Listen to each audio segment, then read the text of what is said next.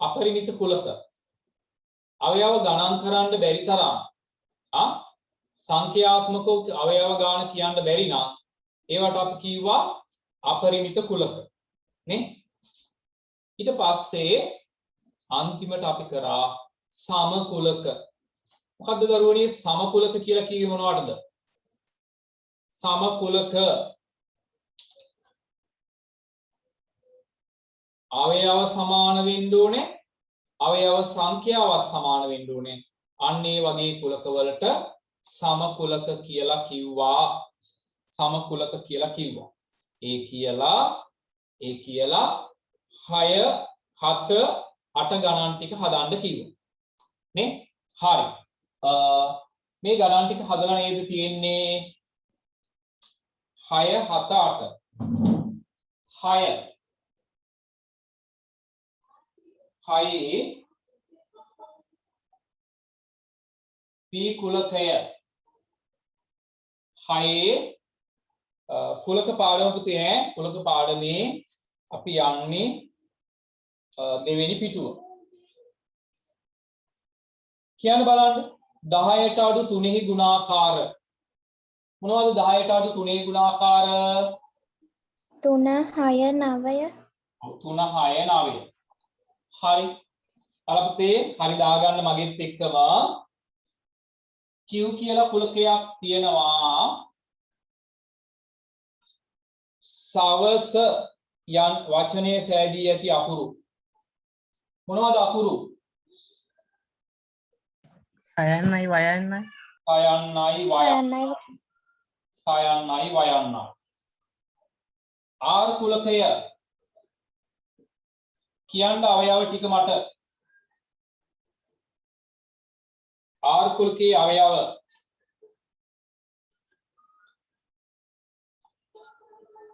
කියන්න බලන්න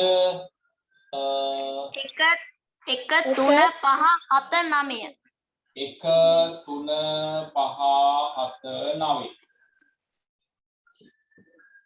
හරි බිඳුවේ සිට 10 තේ පොත්තේ සංඛ්‍යා S කුලකය මට කියන්න මං කියන කෙනා කියන්න පුතේ මං කියන කෙනා කියන්න බලන්න අශාන් කියන්න S කුලකයේ අවයව ටික ටක් ගාලා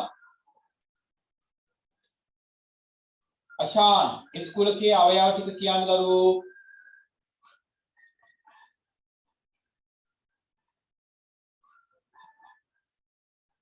කවිෂ්ක කියන්න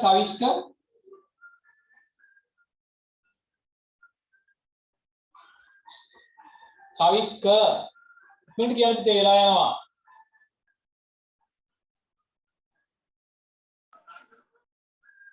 සර් මම කියන්නද නෑ මං කියන කෙනා කියන්න කවිෂ්ක කියන්න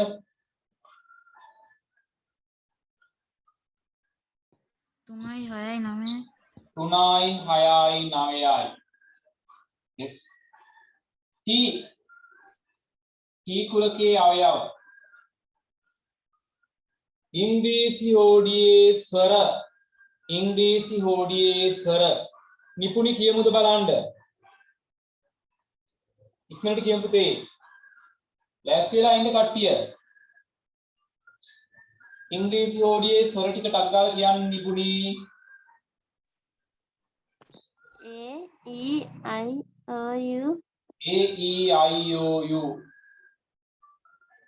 E I O U T හරි දාගන්න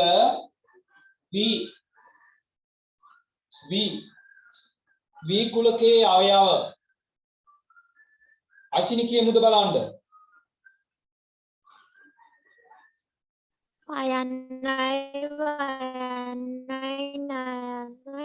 ඔව් ඒ තියෙන අකුරු තුනම තමයි නේද right හරි මේකෙන්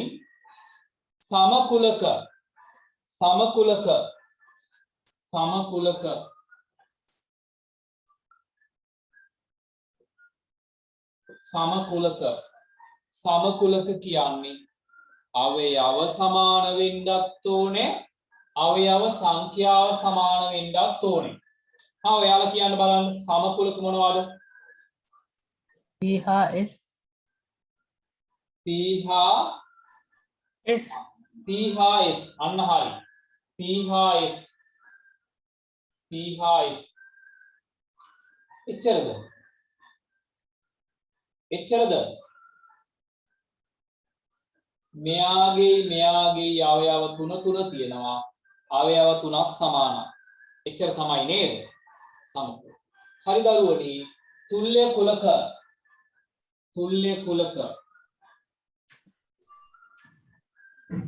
මං තුල්‍ය කුලක ගැන ඉගෙනුවේ නෑ. මං ඒක දෙන්නම්. දැන් QRTV. ඔව්. තුල්‍ය කුලක කියන්නේ දරුවනි අවයව සමාන වෙන්න ඕනේ. අවයව සංඛ්‍යාව විතරක් සමාන නම් තුල්‍ය කුලක. අවයව සංඛ්‍යාව සමාන. හා මෙතන කියන්න අවයව සංඛ්‍යාව සමාන වෙලා තියෙන්නේ කාගේද? RT RT. මෙයාගේ අවයව 1යි 2යි 3යි 4යි 5යි. මෙයාගේ 1යි 2යි 3යි 4යි 5යි. R හා T. හරි.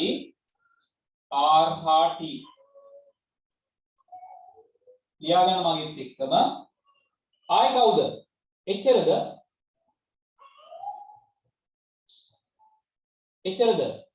මෙයාගේ අවයව 3යි. QV. මෙයාගේ අවයව 3යි. එහෙනම් මේ තුන් දෙනාත් තුල්‍ය කුලක. මෙයයි. කවුද? 3යි. P S V. SV. ඔව්. ලියන්න. P S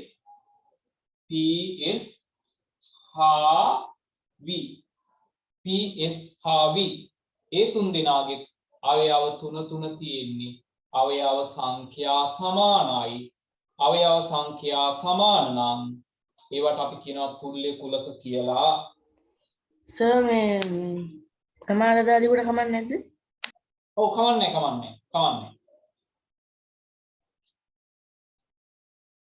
හරි නේද? මම තුල්‍ය කුලක ගැන සටහන දෙන්නම් පුතේ. එච්චර දෙයක් නෑ. අවයව සංඛ්‍යාව සමාන වුණා නම් ඇති. හරි. පරිමිත කුලක තුනක්. අකිඳු කියන්න පරිමිත කුලක තුනක් ටක් ගාලා. පරිමිත කුලක තුනක්. A සමානයි 2 සිට 10 තෙක් ඇති සංඛ්‍යා. 1 සිට 10 තෙක් ඇති සංඛ්‍යා. හරි. B සමානයි 2 සිට 10 තෙක් ඇති 3 ගුණාකාර. 2 සිට 10 තෙක් 3 ගුණාකාර. හරි. C සමානයි 1 සිට 50 තෙක් ඇති 5 ගුණාකාර. 1 සිට 50 තෙක් 5 ගුණාකාර. ඉතින් දරුවනේ ඔයාලා එක ඒවා ලියලා ඇත්තේ. ඒවා ලියලා ඇත්තේ. ඒ වගේ තුනක් ලියන්න ඇති. අවයව සංඛ්‍යාත්මකව කියන්න පුළුවන් නම් ඒවට අපි කියව පරිමිත කුල. හරි නේද? හරි. මේ ගෙදර වැඩ හින්දා මම ඒක ටක් ගාලා කරනවා. අපරිමිත කුලක තුනක්. අවයව කෙලවරක් නැතුව තියෙනවා. නේ? උදාහරණයක්. 2 ගුණාකාර අපිට ලියන්න සංඛ්‍යා. ඔව් ලියලා ඉවර කරන්න බෑ නේද? හරි. අපි හම් බලන්න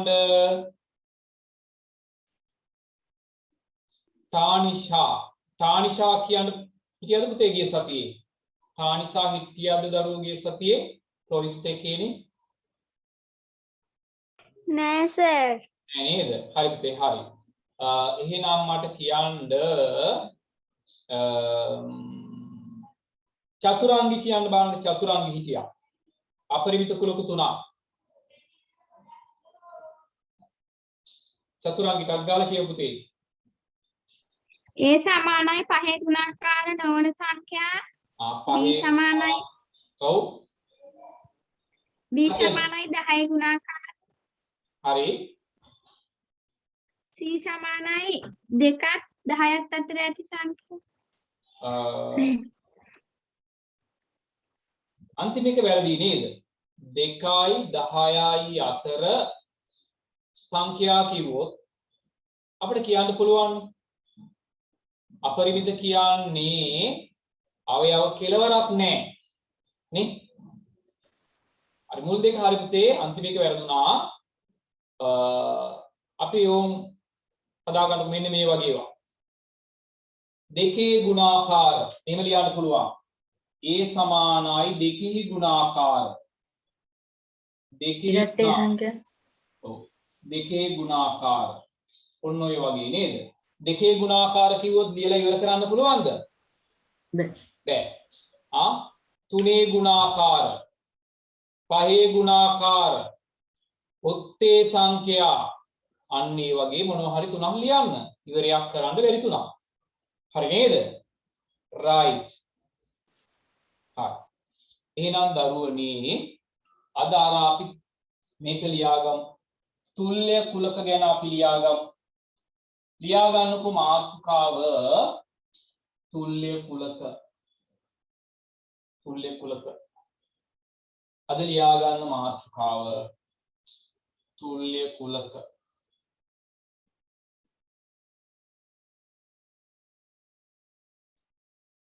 තුල්්‍ය කුලක. හරි. ඉතින් ගිය සතියේ හිටියේ නැත්තම් මෙතන ඉඳලා අහගෙන යන්නේ නැහැ. මෙතන ඉඳලා අහගෙන යන්න මේ කුලක පාඩමේ වැදගත්කම මම කිව්වා. O level වලදී ලකුණු 12ක් ගන්න පුළුවන්. ලකුණු 10 රචනා ප්‍රශ්නයක්, ලකුණු 2 කෙටි ප්‍රශ්නයක් එනවා. හරි. තුල්්‍ය කුලක අහන් ඉන්නකෝ. මම මේ වගේ කුලක දෙකක් ලියනවා. 2700 යන සංඛ්‍යාවේ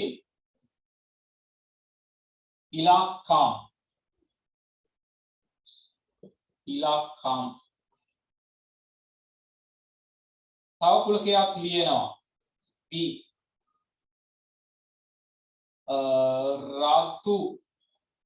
රතු වතුර යන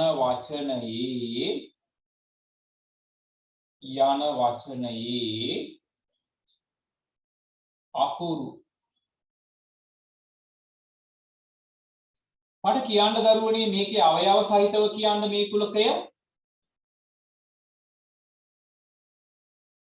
අවයව සහිතව කියන්න මේ කුලකය 2.7 නේද?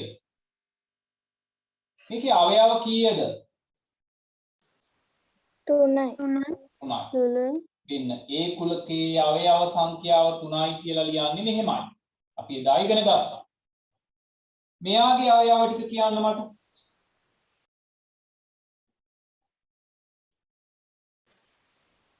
මෙයාගේ අවයව ටික කියන්න. රා තු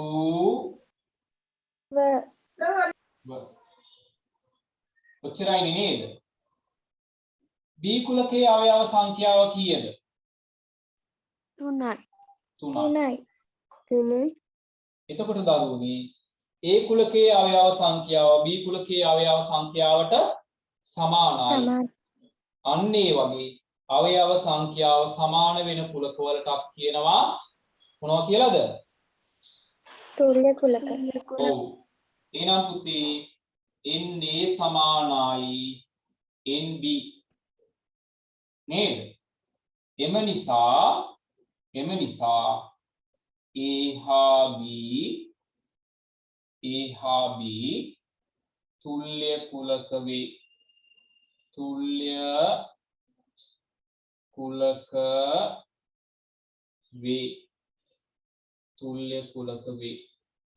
තුල්්‍ය කුලක කියන්නේ අවයව සංඛ්‍යාව සමාන නම් මෙයාගේ අවයවක් 3යි මෙයාගේ අවයවක් 3යි දෙන්නගේම අවයව සමානයි අවයව සංඛ්‍යාව සමාන වෙන මේ වගේ කුලකවලට අපි කියනවා තුල්්‍ය කුලක කියලා. කාට හරි කියන්න පුළුවන්ද? සමකුලකයි තුල්්‍ය කුලකයි කොහොමද වෙනස් වෙන්නේ? වෙනස මොකක්ද?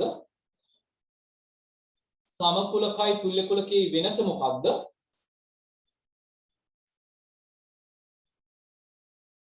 මොකක්ද වෙනස? අවයව සමාන වෙලා සමකුලක සංඛ්‍යාවලින් සමාන නිසා. ඔව්. සමකුලකයක් නම් අවයවත් සමාන වෙන්න ඕනේ. අවයව සංඛ්‍යාව සමාන වෙන්න ඕනේ. තුල්‍ය කුලක නම් අවයව සමාන වුණේ නැති වුණාට කමන්නේ. අවයව සංඛ්‍යාව විතරයි සමාන වෙන්න ඕනේ. මේ දෙන්නගේ අවයව සමාන නෑ නේද පුතේ? අවයව සමාන නෑ. හැබැයි අවයව සංඛ්‍යාව සමානයි. ඒවට අපි කියනවා තුල්‍ය කුලක කියලා. එහෙනම් අපි ඒක ලියාගනිමු ඉස්සරලාම. තුල්‍ය කුලකයක් කියන්නේ මොකක්ද කියලා ලියාගනිමු. මාතෘකාව ලියා ගන්න තුල්‍ය කුලක කියලා ලියලා මෙහෙම ලියා ගන්න අවයව සංඛ්‍යාව ලියා ගන්න.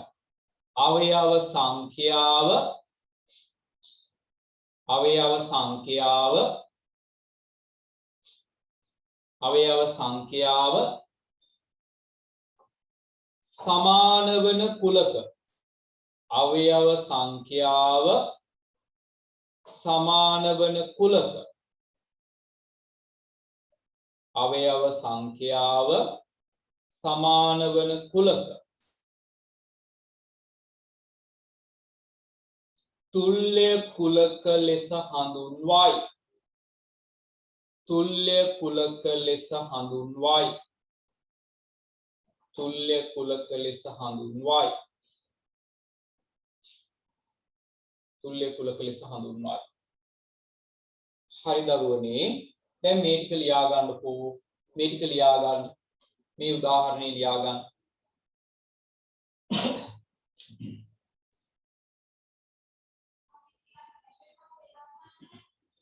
මේක ලියා ගන්න උදාහරණයක් විදියට.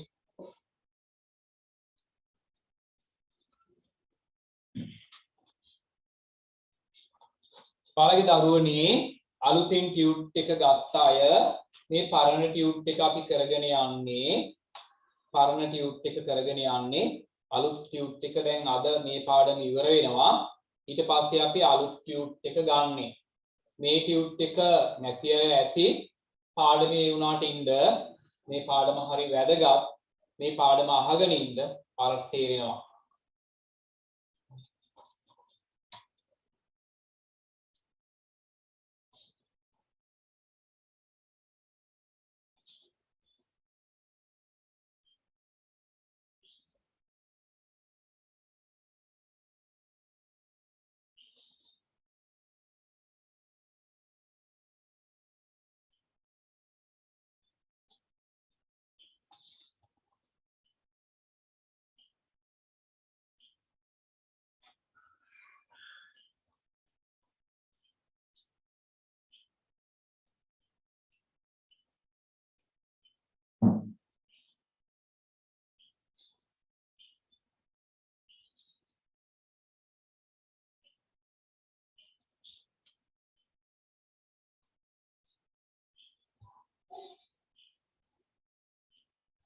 සර් තියෙන්නේ මේ B එකේ රතු වතුර කියලා නේද?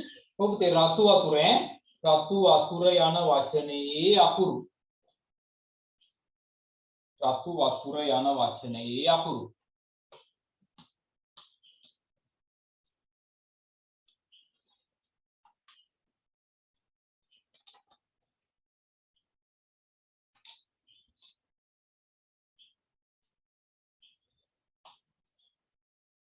හරි නේද කිරුණි?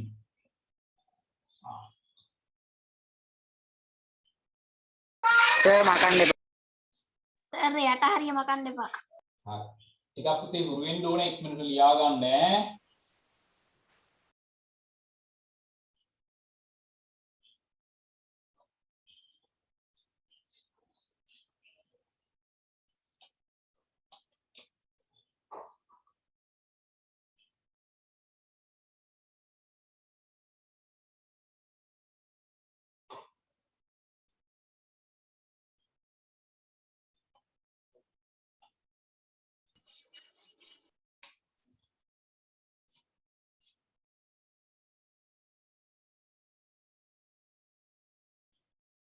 හරි නේද?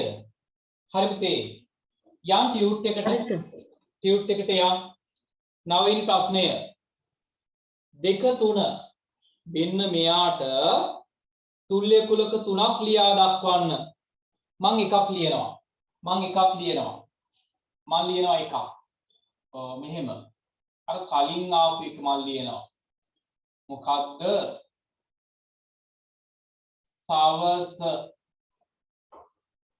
කලින් ගාන කාවණේ අපිට මේ සවස් යන වචනයේ අකුරු මේ කුලකයට අවයව කීයද දරුවනේ? මේ කුලකයේ අවයව කීයද? 2යි සර්. අවයව 2යි. සයන්නයි වයන්නයි. මෙයාගෙත් අවයව 2යි. එතකොට මේ දෙන්න තුල්‍ය නේද? ඔව් සර්. ඔන්න එකක් මම ලිව්වා. ඉතුරු දෙක ඔයාලා ලියා ගන්න. මම එකක් ලිව්වා. ඉතුරු දෙක ඔයාලා ලියන්න බලන්න.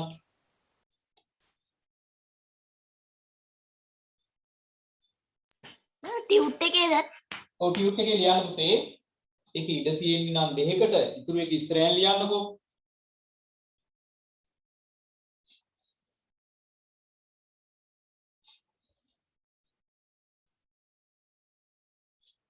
බලන්න පුතේ දැන් ගිය සතියේ හිටපු නැති කෙනෙක් ඉන්නවා නම් තමන්ගේ යාළුවෙකුට කියලා නෝට් එක ගෙන්න ගන්න නේද? නෝට් එක ගෙන්න ගන්න මුලින් ඉඳලා මේ අලු ගානේ කුලක පාඩමේ ඉඳලා.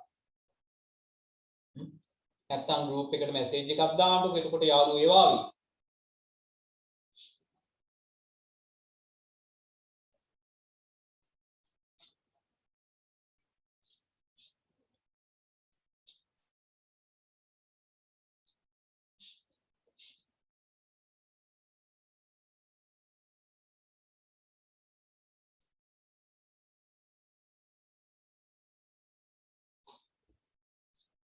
හරි. මට කියන්න බලන්න ලියපු එක්කෙනෙක් කියන්න බලන්න. එකක් කියන්න. මේකට එකක් කියන්න බලන්න. ඔයාලා ලියපු එකක් කියන්න පුතේ.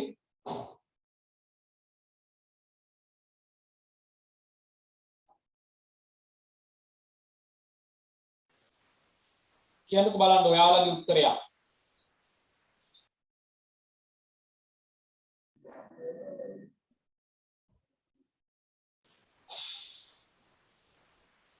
කදනි කියන්න බලන්න. හරි. එහෙනම් මම කියන්නද? අවයව දෙකක් කෙන කුලකයා. මම කියනවානේ එහෙම. 10000 යන සංඛ්‍යාවේ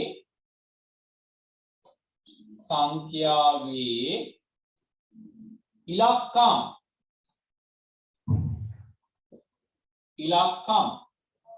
මේකට අවයව කීයද? මෙයාට අවයව කීයද? 2යි සර්. අවයව 2යි. 1.0යි. සර් 2323 සංඛ්‍යාව සෑදී ඇති ඉලක්කම්. 2323 යන සංඛ්‍යාව සෑදී ඇති ඉලක්කම්. හරි පුතේ හරි. හිරුනි හරි පුතේ හරි. අන්න එහෙම හිතලා ලියන්න. මම වෙනස් විදිහේ එකක් ලියන්නද? වෙනස් විදිහේ එකක්. C. අපිට මෙහෙම පුළුවන් නේද?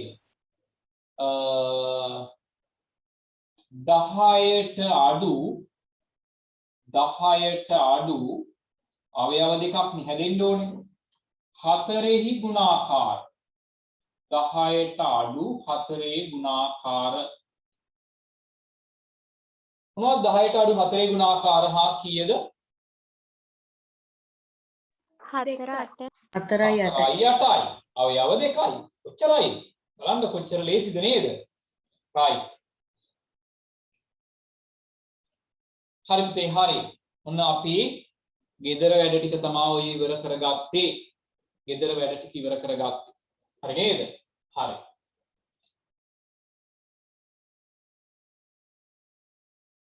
හරි.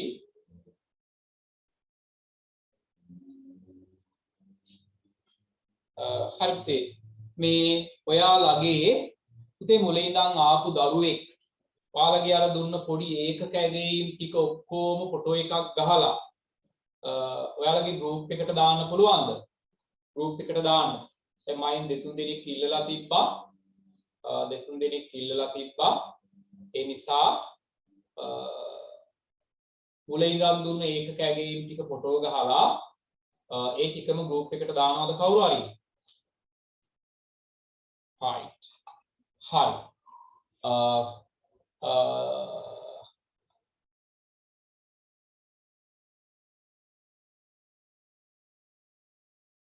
අචිනි දාන්න පුළුවන්ද පුතේ? අචිනි.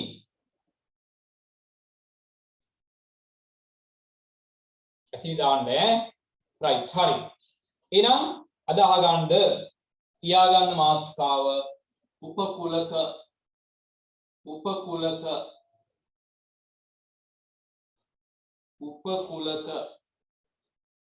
මෙයාට සංකේතයක් තියෙනවා පුතේ වෙන්න මේ වගේ දිග C අකුර වගේ එකක්. ඔන්න උපකුලකවල සංකේතය. ලියා ගන්නකො මාතෘකාව උපකුලක කියලා. උපකුලක. හරි. හොඳට අහන් ඉන්නකෝ. හරි ලේසි ඈ. හරි ලේසි. A කියලා කුලකයක් තියෙනවා. A ගේ අවයව මම ලියනවා 1 2 3 4 5. හරි. මම මෙන්න මෙයාගෙන් අවයව කීපයක් අරගෙන තව කුලකයක් හදනවා. මෙයාගෙන් අවයව අරගෙන මම ගන්නවා මෙතන තියෙන ප්‍රථමක සංඛ්‍යා ටික. මෙතන තියෙන ප්‍රථමක සංඛ්‍යා ටික ගන්නවා. මොනවද ප්‍රථමක සංඛ්‍යා? 2 හෝ 3 5. ඔව්. ඔන්න පුතේ මම මේ කුලකේ හදාගත්තේ මෙයාගේ අවයව ටිකක් අරගෙන නේද? මෙයාගේ අවයව ටිකක් අරගෙන නේද? ඒ හින්දා අපි මෙයාට කියනවා මෙයාගේ උපකුලකයක්. මෙයා උපකුලකයක් කියලා කියනවා. උපකුලකයක්. මේ කුලකය හදාගත්තේ මෙයාගේ අවයව ටිකක් අරගෙන. එහෙනම් මෙයාට කියනවා උපකුලකයක් කියලා. ඕක මේ කුලක භාෂාවේ සංකේත වලින් ලියන්න පුළුවන් නේ. දැන් මම ඕක කියනවා මෙහෙම. B යනු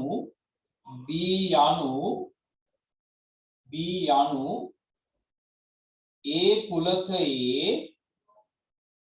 කුලකයේ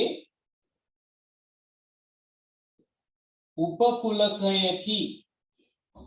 B යනු ඒ කුලකයේ උපකුලකයකි. ඔන්න මං අකුරෙන් ලියුවේ. මේක සංකේත දාලා ලියන්න පුළුවන් කුලකවල. ගන්නවා පුතේ සංකේතය. මොකද්ද කුලක උපකුලකවල සංකේතය? මෙන්න මේ වගේ එකක්. C අකුර වගේ දිග එකක්. හොඳට මතක තියාගන්න මේකේ මේ කොන්ද පැත්තේ තමා ලියන්නේ උපකුලකය. එහෙනම් මට කියන්න මේ කොන්ද පැත්තේ ලියන්න ඕනේ අකුර මොකක්ද? Aද Bද? B. හොඳට මතක තියාගන්න කොන්ද පැත්තේ ලියන්න ඕනේ B උපකුලකය. කට පැත්තේ ලියන්නේ කුලකය. එහෙනම් කට පැත්තේ ලියනවා කවුද? A. හරි. වෙලාවකට මේක පැත්ත මාරු කරලා තියෙනවා. පැත්ත මාරු කරත් කමන්නේ. මතක තියාගන්න කොන්ද පැත්තේ උපකුලකය, කට පැත්තේ මව් කුලකය. හරි. එහෙනම් තේරුණාද උපකුලකයක් කියන්නේ මොකක්ද කියලා? යම් කිසි කුලකයක තියෙන අවයව එකක් හරි කීපයක් හරි ඔක්කොම ටික අරගෙන හරි අරගෙන හරි අපි හදාගත්තොත් කුලකයක් ඒකට කියනවා උපකුලකයක් කියලා. තේරුණාද? තේරුණාද? ඔව් සර්. හරි. මම දැන් මෙහෙම කියනවා.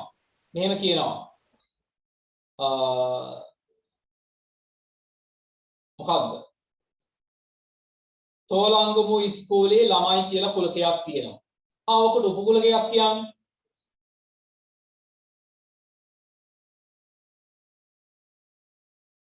තෝලංගමු ඉස්කෝලේ 9 පන්තියේ ළමයි.